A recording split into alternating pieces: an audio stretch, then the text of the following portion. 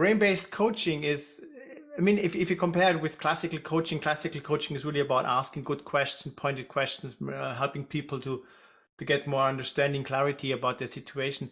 Brain-based coaching is pretty much similar to that, but however, it really tries to work with how our brain works.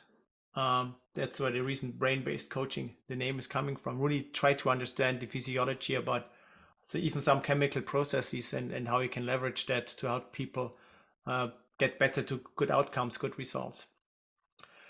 And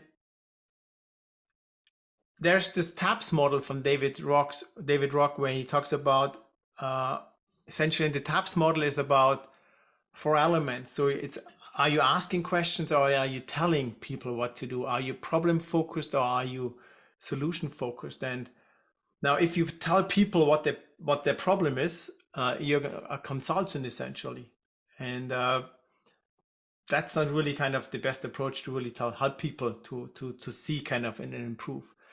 If you are solution focused and telling people, you're more like a teacher or a mentor, and well, that can be a little bit more helpful if the people are on the right mindset.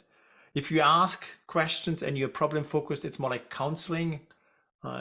Sometimes that could be good to get people out of their feeling sad phase, or if they're unhappy. But then really coaching is on you ask questions and you are solution focused. And this is really, again, where this brain-based comes into the picture, because you want to help people to come up with the right solution. And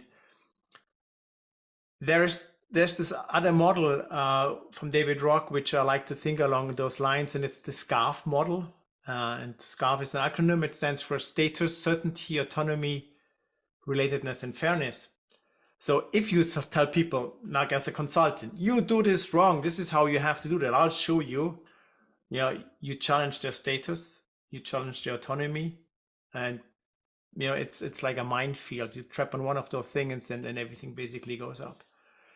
You really want to watch out for that. So instead of telling people what they do wrong, tell them, hey, so far, great, you got pretty far with where you are right now, but now you see some challenges. Great. So would it be okay that we talk about that? I'll share some experiences I've had with other organizations being in certain similar situations. It's just something we can leverage. Would it be okay to work together on that?